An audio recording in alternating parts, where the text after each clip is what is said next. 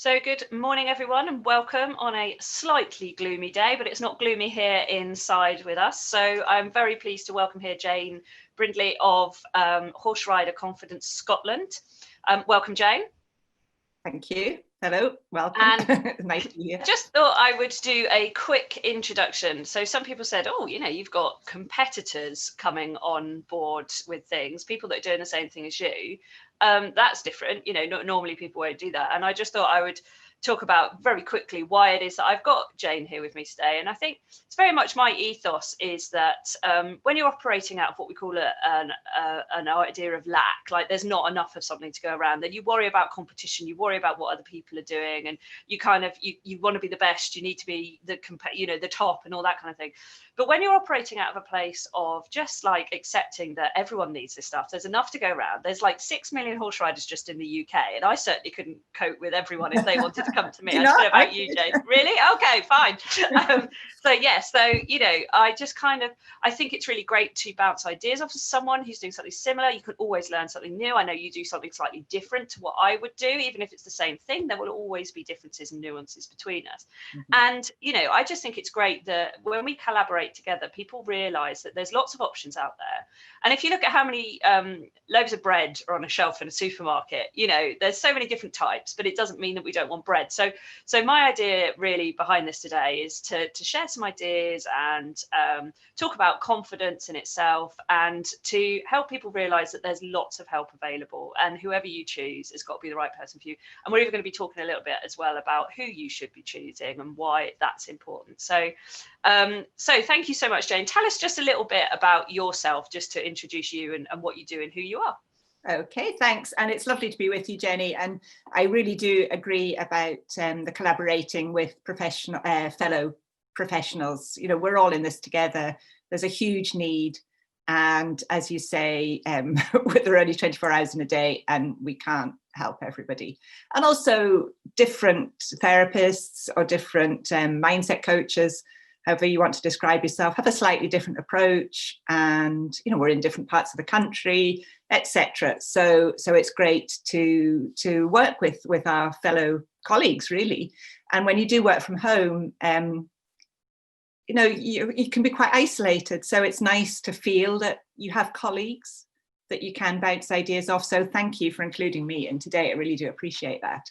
So I'm Jane Brindley, and I run Horse Riding with Confidence Scotland. And obviously I am based in Scotland in a little town called Dollar in central Scotland near Stirling. And I have been doing this since 2004, so quite a long time now, really. And sometimes I get a shock, think, my goodness, that is a lot of experience. And I kind of, grow a few inches and feel quite proud of myself because of that. So my background is that, I'm quite old now. I'm older than a lot of people doing this stuff, but that's fine. I'm certainly nowhere near retiring. Though anyway, forget that. When I was at school, I suppose I was quite good at passing exams and, fairly academic. So off I went to university and studied botany, actually, plant science. And loved it, was very happy there, came to Scotland to do that. I am English.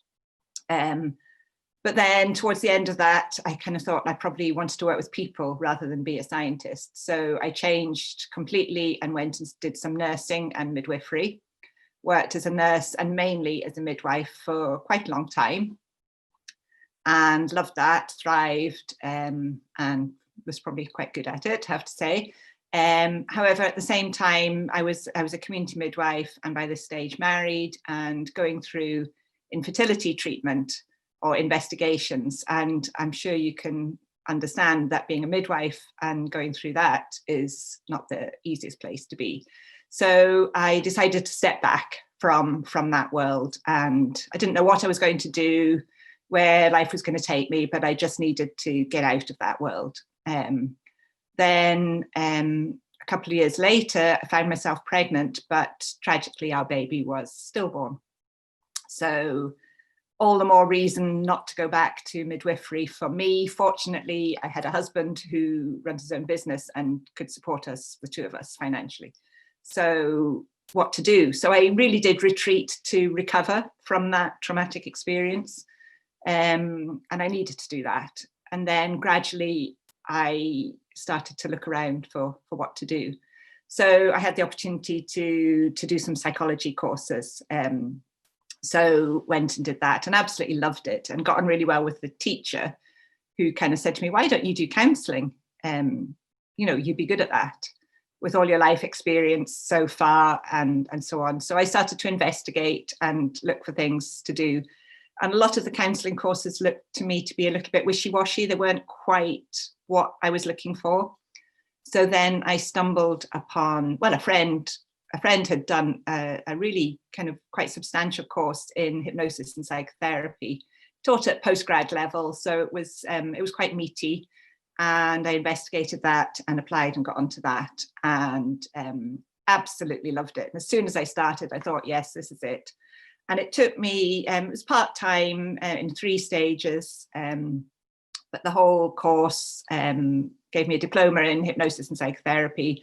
And it took me about 2.5 years to complete, covering hypnosis and hypnotherapy in a lot of detail, but also a lot of psychotherapeutic approaches. We covered all the kind of standards from Freud to Carl Rogers to NLP to Ericksonian hypnotherapy and all sorts. So it was very good. And in fact, I recently read some of my essays, and they were quite detailed and quite challenging.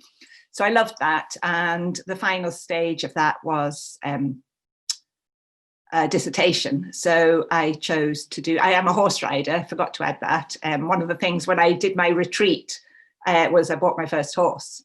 So I was looking what to do for my dissertation and decided to do the use of hypnosis in sport with a particular reference to horse riding. So that was fantastic and right up my street. But while I was doing all this, I started applying what I was learning to my own riding. And oh boy, what a difference I noticed, just by changing what I was saying to myself, noticing how that changed how I was feeling, changing my attitude and so on. I just started to enjoy it more, started to stretch myself more, push myself more, and be less scared, basically. I'll freely admit, I was that rider who used to be tacking up, seeing something in the distance out on the road, like a tractor, and think, oh, better not go out there because something might happen to me that I won't be able to cope with. And then I would plod around the field for half an hour and think, oh, that was a bit boring. So that changed really quickly. And I honestly, I got to the stage where I would be going out a hack thinking, I hope a tractor comes around because I know I'll handle it. And I was like, yeah, as soon as I got to that stage, I thought, I've made it. So anyway, so when I qualified, I stuck an ad in a freebie horsey paper that everyone picked up at the feed stores. This is 2004 or 4, remember. And I was inundated with riders going, help!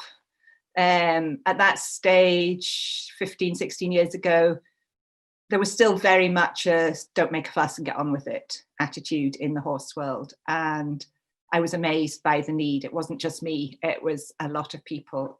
So my little business took off. And then over the years, with changing in the BHS riding coaches training and the UKCC training, etc., and a lot more sports psychology and mindset stuff coming into equestrian trainers, I quickly realized that I would have to collaborate with technical riding coaches because all my work is done off the horse. I'm not a riding coach. And so I started kind of putting feelers out, approaching coaches, and really, really pleased with just about, without exception, every coach that I've contacted has been open to at least talking, if not fully working with me. So now I do quite a lot of clinics and camps and talks and so on. And I love that side of it. And I love helping riders to basically to enjoy the sport. And also doing quite a lot of work now over the years, increasing amounts of work with performance riders as well. And that's a slightly different approach. You know, they're looking for refinement and sports psychology, which is great, but slightly different to your rider who is frightened to hack out on their own.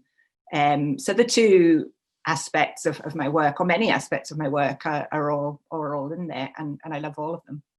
So amazing. And it's so lovely, isn't it, when, I mean, this is why you must get the same thing. Riders come to me and say, I've come to you because I could have gone to a sports psychologist or a hypnotherapist or someone like that, but they don't get horse riding. They will say things like, well, why do you do it then? Like, if you're that terrified, why are you doing it? Like, you know, you're sitting on a horse. What, you know, of course it's terrifying. Like, why on earth would you do that sort of thing? Or they'll say, just visualize what your horse is going to do. And you think, it's not a tennis racket, right? It's got its own sense. And it's lovely when, you know, you and I, the same thing, we've been through, I remember tacking up, shaking, thinking, oh God, what's going to happen on this hack today, you know, like, and seeing the flip side of it, and understanding, having that real empathy, that real empathy for riders, because we know we've been there, we've done it, been through that journey. And isn't it just so wonderful to help other people with something? Oh, it's great when, you know, when somebody, you see, have a couple of sessions maybe, and then they kind of knock on the door and walk in the room and they're smiling and say, guess what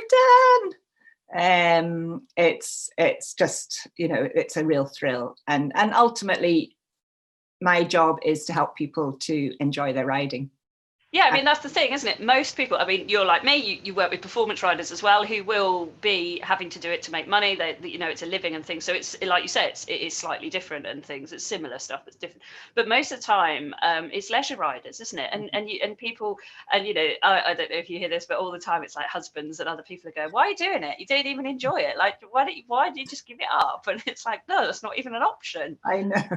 It's crazy, isn't it? Crazy world. But isn't, you know, helping people that it's their passion and understanding that passion is that's the real thrill, isn't it?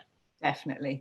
And I think with horse riding, people have so much invested in it. They've got a huge financial investment. Often their entire social life is wrapped up in time at the yard, and their friends are horse owners and riders. And they love this animal as well. A huge amount of emotional investment in the whole package. But then if it's not going well, the implications of that are enormous. Like, what the heck do you do if you can't ride your horse? And so, yeah, there's a huge amount of emotion in there for people. And I think you're right, that seeking out somebody to help you who understands equestrianism and horse ownership is really important. Cool. So I've got some questions for you today, Jane. We're going to have a little bit of a kind of collaboration on this one, that I know people sort of want to know and ask, and some things that I get asked and things as well. So it's always interesting to have a different perspective. Mm-hmm. So what would you say that this thing we're all looking for, everyone wants confidence, don't they? Everyone wants to feel confident. What would you say is confidence? How does someone know when they have that? Yeah, it's a question that we get asked a lot, and it is this elusive thing.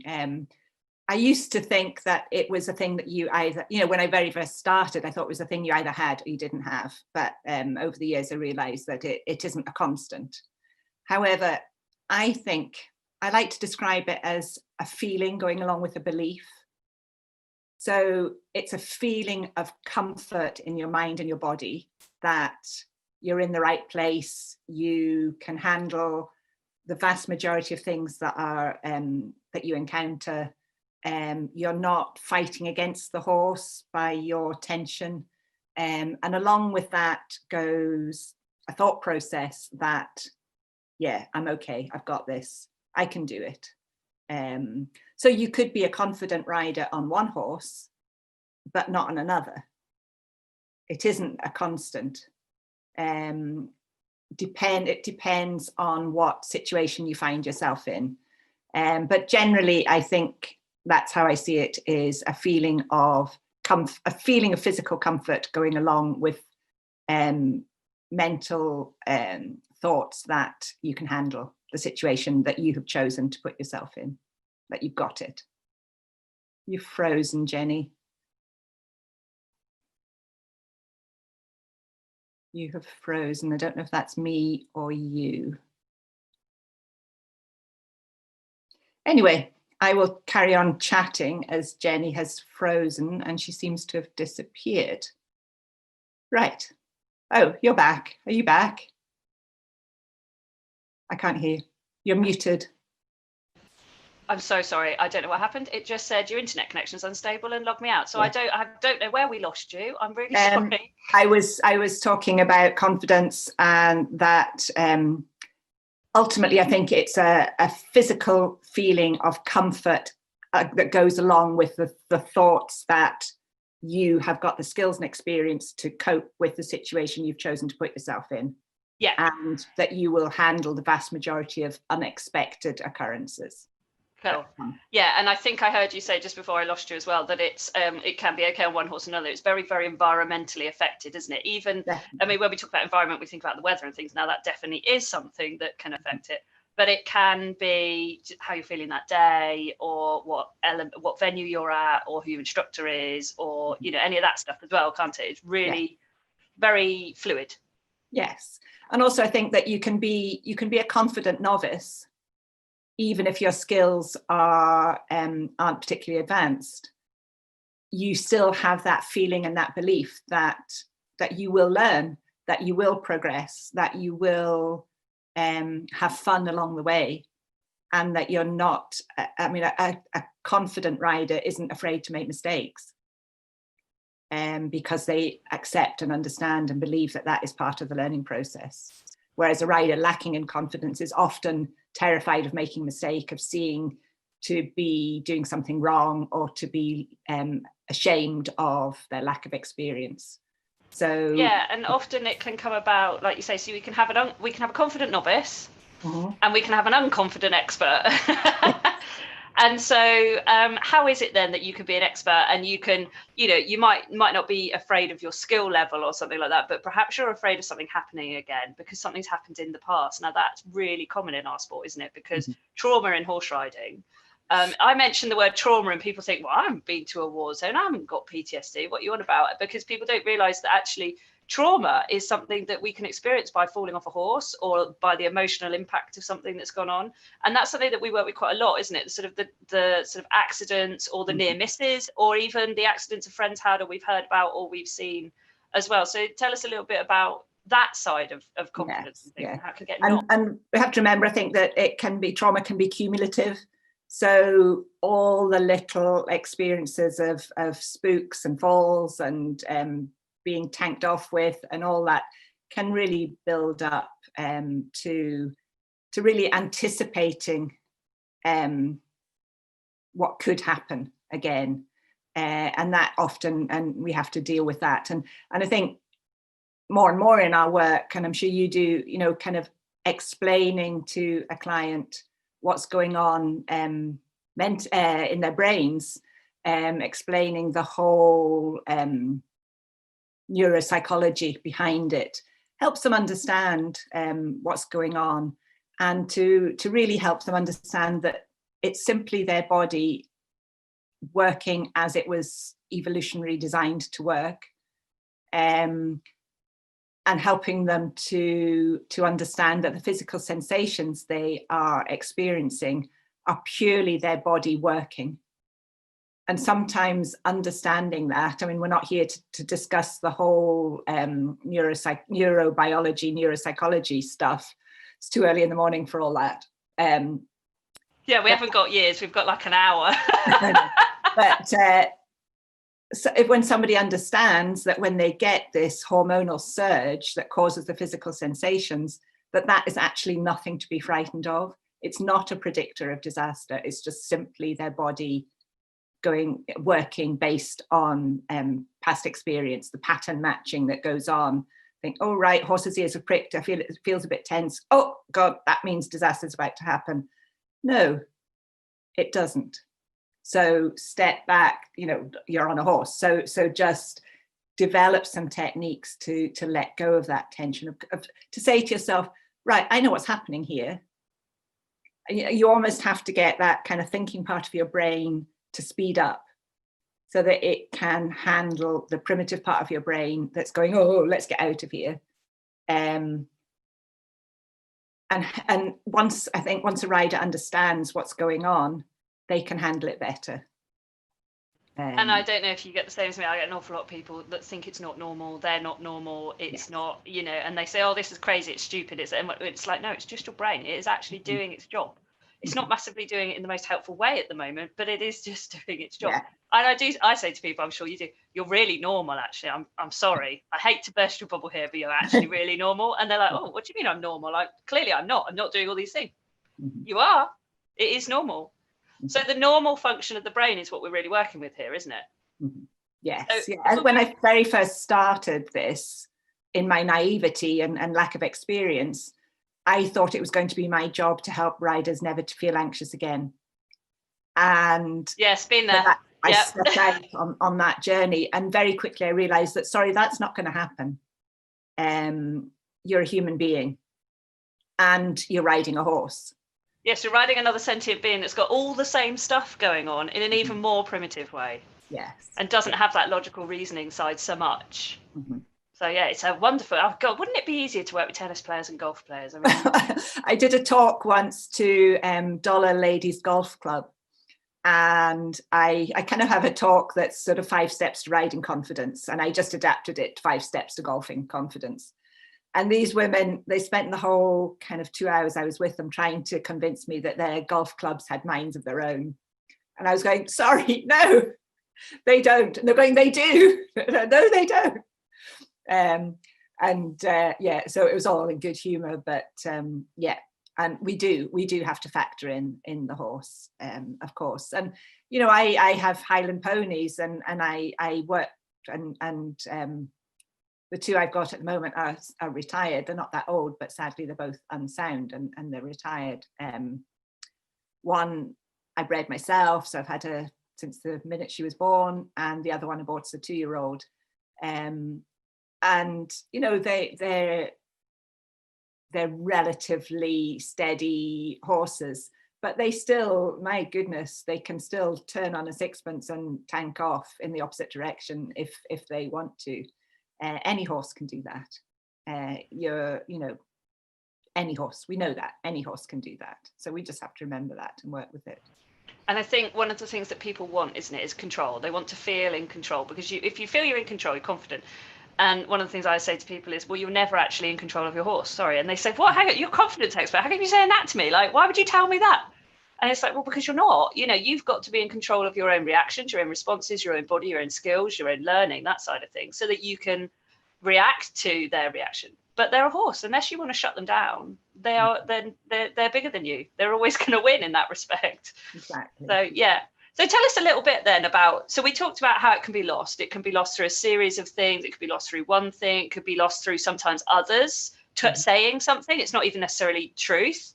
It can be lost through actually pushing yourself beyond your skill level. Might not have those skills. But so how can it be restored then? So how is it that we work to restore confidence and help people out in that respect? Yeah. Well, gosh, one of the first things I talk about with clients is this is very much kind of CBT type of stuff. It's to help them to become aware of what they're telling themselves.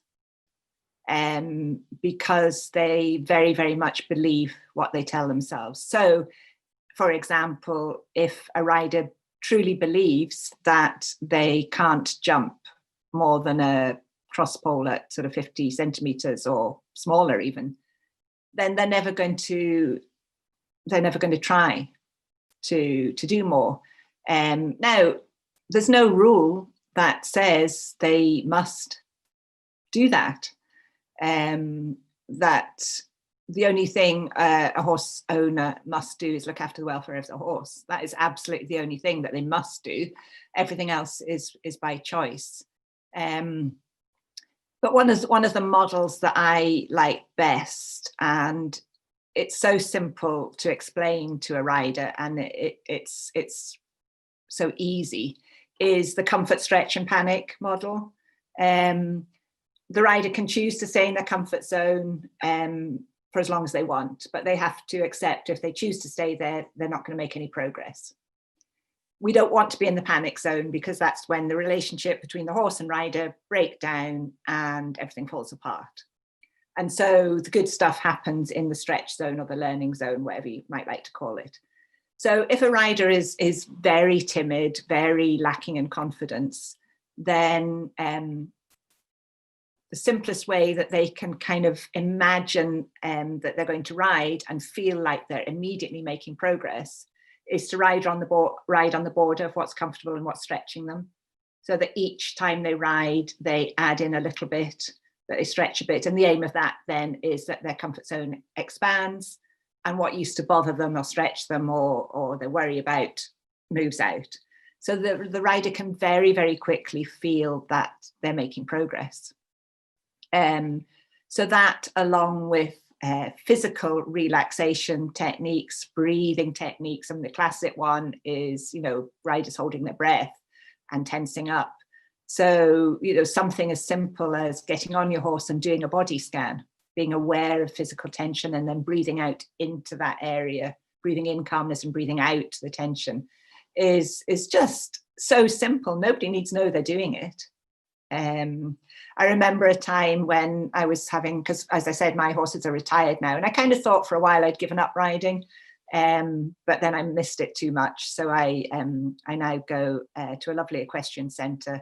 I haven't ridden since March. Oh my goodness, I'm going next week though, so can't wait for that. But I was having, I don't do a lot of jumping. I just do a little bit to kind of improve my technique and my balance and my seat and so on. Anyway, there was one lesson where we were just doing some pole work and a few little jumps, and the horse was getting a bit strong and a bit on the forehand, and I was I just went, oh, I don't want to do this. And so Rachel said to me, you're supposed to know what to do here, Jane. So I just took myself off to the other end of the arena for a while, took some what I call ratio breaths, so breathing in calmness and breathing out tension. And then after a few breaths, I kind of forgot to be frightened. So I came back and said, all right, I'll do it now. And of course I did it and it was fine. There are loads and loads and loads of techniques. Occasionally riders come thinking that you've got a magic wand and you're just going to sort it immediately. Doesn't happen, sorry. No, I always tell them mine's broken. Yeah. I say, I'm sorry, it broke many years ago. It broke when I realised that you can't fix someone of ever feeling unconfident or nervous. Yeah, that's a good one. I'll remember that one. Thanks. Yeah. When I realised that actually I can't fix you so you'll never feel nerves again, my one broke.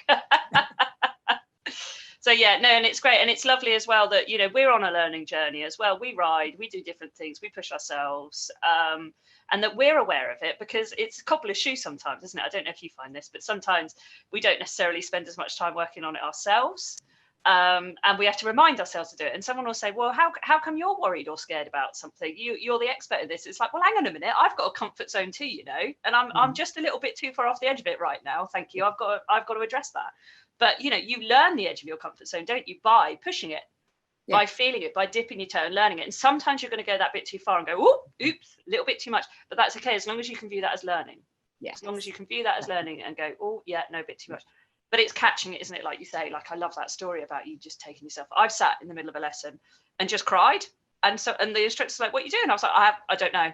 I have no idea why I'm crying right now. I'll just do it. Whatever this is about, and I'll be with you in a minute. They're like, all right, okay, fine. They kind of get used to it, don't they? Yeah, that's kind of when you freeze and you just kind of think, I don't know what to do. I'm frozen, and you just need to step out of that, metaphorically or really, and sort your head out, and then you're fine. Yeah, and there's always a decision point, isn't there? There is always a decision point. Do I stay in this? Or do I choose to do something different? And I think that's the decision point with a lot of people with confidence, isn't it? When a lot of the time, I'm sure you find this very much, that when they've picked up the phone to you or they've dropped you that message to say, can I have some help, please? That is a bigger relief than anything else, because they've taken that decision to make a change and decided they can as well. That's the biggest part, isn't it? Yes. Yeah, because a lot of people, they kind of, you quite often hear, will you be able to help me? And I always say to people, if you have contacted me, then yes. No guarantees, obviously, in any psychological therapy, there aren't any cures, rights or wrongs, or there are rights and wrongs, but there aren't any guarantees of a cure as such. But if somebody has contacted me, they are already well on the way to being helped. They've admitted that to themselves that they need help. They've looked around and seen somebody that they feel they might approach who might be able to help them. So yeah, and I always try and praise people for actually making that first step.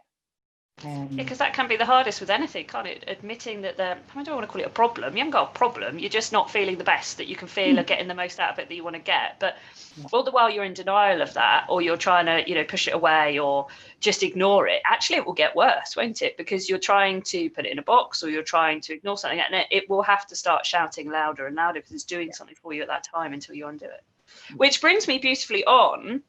So when you were saying finding someone, having a look around, deciding who it is you want to work with, you and I are very passionate about this, I know, about why you need to find the right person to work for. Now, mindset has become, I don't know if you've noticed it, but in the last maybe 3 or 4 years, I think, maybe 5 at a push, like a real buzzword, hasn't it? Like everything's like hashtag mindset, and everything's, it's a mindset thing. Well, yes, everything's a mindset thing. Like you're a human. So there's been a lot of people kind of popping up who've maybe done a weekend course or a short course or just a pure online thing or something. Not that there's a problem with online, but that you've got to be a bit careful with this, haven't you? Or that have been through it themselves and therefore feel they can teach others. Now that's important, but what is it that you and I know agree on this is so important about finding someone who's qualified in the right way to help, and what could be the pitfalls if you're not careful about who you choose? Yeah, it is such a tricky one, and the whole kind of therapy industry is unregulated.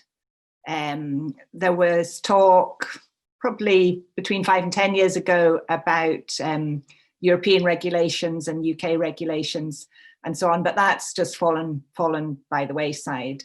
So I'm speaking to people out there, be careful about who you approach, because literally anybody can read a book, set up a website, a Facebook page, and call themselves a mindset therapist. Anybody can do that. Now, there are a lot of really good, experienced coaches, people with life experience who have a huge amount to offer. And, many of them will be able to help you. But I think, excuse me, I've got a really itchy nose.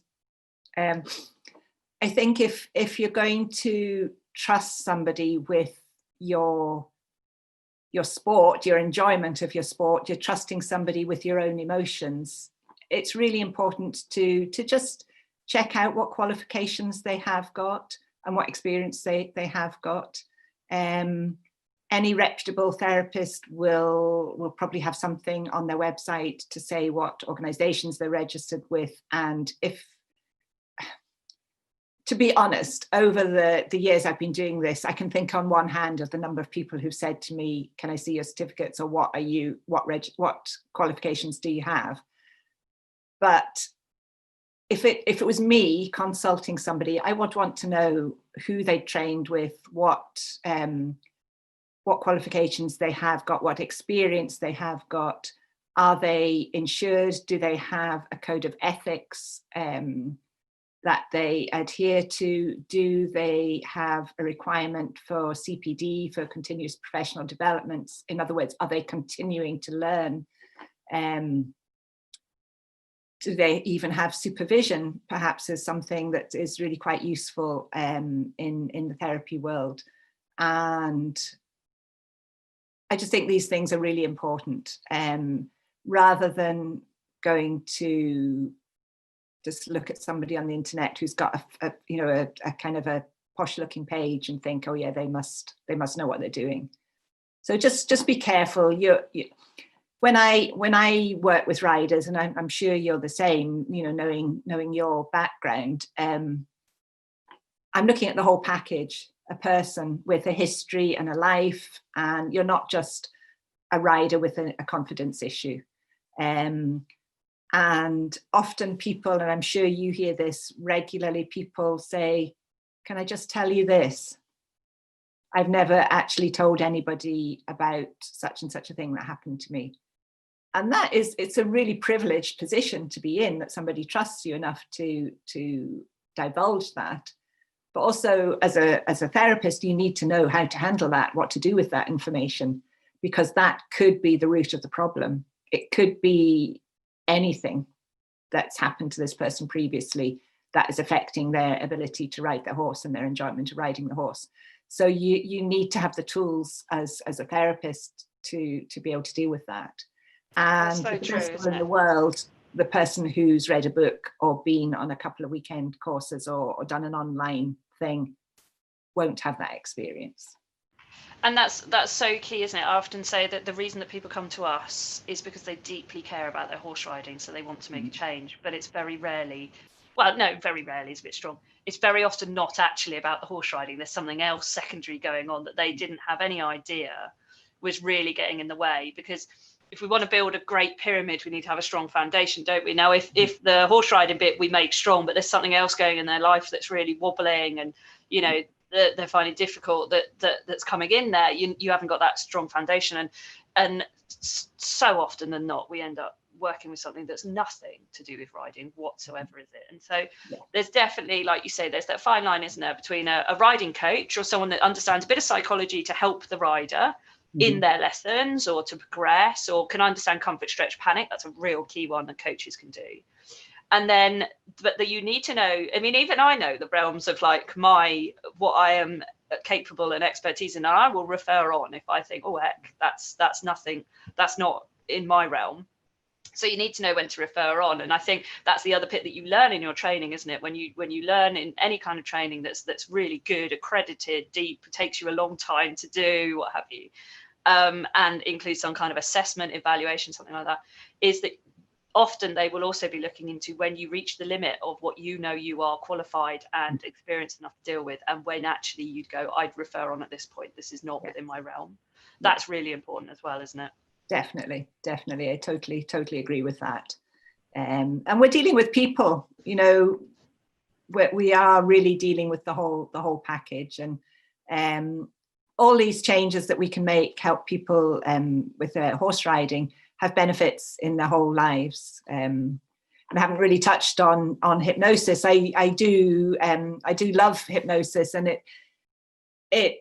it really helps people sort of access their unconscious mind, and it does kind of the things we talk about face to face or online can really be deepened with hypnosis. It's a very powerful tool, and obviously that is it's not suitable for everybody, and a lot of what I do is actually not kind of deep hypnotic trance work, but we haven't touched on this yet, but I'm sure you do it, is the power of mental rehearsal and visualization and guided imagery. Is a really powerful tool to teach riders that they can use to help themselves going forwards. Especially competitive riders really need to be able to use that mental rehearsal as part of their mental preparation for competition. And as you know, and probably many people watching this will know, visualization, mental rehearsal is becoming more and more used in all sports throughout the sports world. Yes, I mean, they've even said now, haven't they, that athletes, so you can get a runner, say a sprinter or something, to rehearse so deeply in their mental rehearsal, they will actually sweat. Their heart rate comes up and they will sweat. And that's how closely linked the body mind is. So imagine being able to practice everything without actually being on your horse. There's less strain on your horse's muscles, less strain on your muscles, greater clarity when you come to do it. As far as your brain's concerned, you've already done it. So yeah, it's a really powerful tool, isn't it? But again, it can be done well. It can be done really badly, or just not very, just not get great results. It's not so much that it can be done badly. I don't think you can do any real harm with mental rehearsal as such, but certainly won't be as good as it could be, could it? Yeah. And it's just knowing, a lot of these techniques, we talk about these little techniques, don't we? Because in these kind of situations, we can give something that's kind of quite broad. They can go and try. It's not going to do any harm. They can have a go at it. But most of the time, what we're doing with the knowledge that we've got underneath it is there's so much stuff going on underneath. We're having to balance a million plates at the same time whilst we're doing what is a seemingly simple thing with someone. And that's where you need someone that understands that. There is no point in them reading a technique out of a book. I know when I first started, a friend of mine was an NLP practitioner, and this was, I'd done half my practitioner at this point in time. And she said, oh, I'm going to do some anchoring with you, because I had a fear of something. She said, oh, I'm going to do some anchoring with you. I'm going to do it. So she did this thing. She didn't even ask me about it. There was no question about anything at all. Did this thing. I went, there you go, now you're sorted. And I just thought, she literally sat there with it in the book, reading it. And I mean, that's fair enough. She was practicing. That was fine. But at that point in time, I just thought, this is where it doesn't really work, does it? If you've just kind of like read it out of a book or learned it online or watched a video on it. Because yes, you will learn the steps of the technique, won't you? But you're not going to understand everything else that's going on underneath. And how you can, you know this with hypnosis, you can say the wrong word, phrase or something, or add the wrong intonation to it, or do something that sends them off in a completely different direction to what you were heading. Definitely. Yeah, and that is then becomes an anchor, you know, that wrong word anchors them to feeling uncomfortable. And you've just destroyed our session that you've had with them. So yeah, understanding the whole package is so important, and having a toolbox that is, well, two types of toolboxes. I have my own toolbox that I can pick and choose from for different clients in different situations with different stories and different horses. But also you're giving the rider, and you will be giving the rider their own toolbox. And ultimately, my aim is to help the rider to help themselves. I don't want them to be dependent on me. My husband always says, he says, don't cure them too quickly. It's a bad business model if you can't keep them going for longer. Don't cure them too quickly. Keep them coming. The American therapy model, isn't it? You know, been in therapy for 3 years, and I think, what? What have you been paying them for? I'm not doing anything. I know. Yeah. So helping them to help themselves, helping them to build up their own toolbox. That I think, yeah, right. I'm going for a lesson. What do I need to do to mentally prepare for this lesson? Right. I can do this, this, and this, and that will get my head in the right place to get the most out of the learning opportunity with my technical riding coach. Or going to a competition, what am I going to do a week before, the night before, etc., etc. What am I going to do in the warm-up arena? What am I going to do in the start box to get my head where I want to be, to get out there and compete? Yeah. So my next big $1 million question to you then, and I don't know if you'll have the answer. No, it's one we're always pondering, isn't it? So why isn't everyone getting help with this? You know, because if it's such a fragile thing, well, no, fragile is probably the wrong word. If it's a changeable thing, confidence, it comes and goes, and it's in waves, and it's a state in time, really, isn't it? Confidence. And we're all riding these big sentient beings. Some of them aren't so big, but, you know, sentient beings that have got minds of their own. And we all want to enjoy it and achieve things. And everyone at some point will have a blip in confidence when they're learning to ride. I don't know anyone, and even the top level riders that we work with will either be having a blip in confidence at that point or have at some point. Like, it's just part of the journey, isn't it? Mm-hmm. Or people want to perform better or do better. Why is not everyone then got some kind of coach on board in their team, you know, working with someone, overcoming this stuff? What is it that you think stops people? It's getting better, but stops people from doing it, perhaps? Yeah, I don't have the answer. I think there's still in the whole horse world, there's still this pressure to appear to be coping and to be getting on with it, and there's a lot of shame involved and shame is a really powerful emotion, and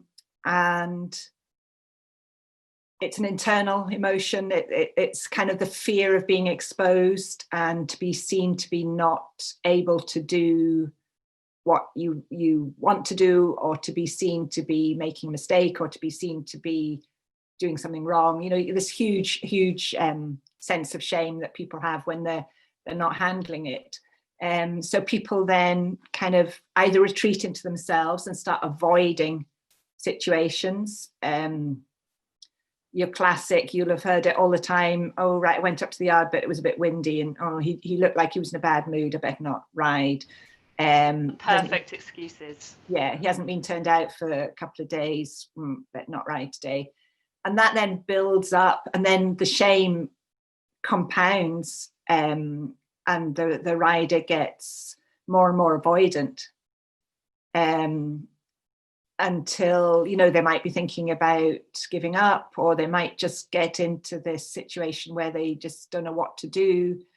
And then, you know, maybe they start asking people, and someone says, oh, your horse is a bit spooky, give it this supplement, it'll be fine. Or come out with me, I'll look after you. But then that person wants to have a gallop, and the lacking confidence rider isn't ready for that yet. These people are stuck. And I think there are a lot of people stuck, and their comfort zone then shrinks to the extent they might even not be riding their horse, or they might just be riding in an arena. And eventually, hopefully, something will change, something will click, either a conversation with somebody, or a Facebook search, or a Google search. Something will click, and they think, right, maybe now's the time to seek help. And like we said earlier, you know, that is their first step towards making the changes. But why everybody's not getting it? Well, not everybody needs it. You know, some people just are lucky and they just go out there and have fun and don't really think about it too much. And that's your classic kind of teenager.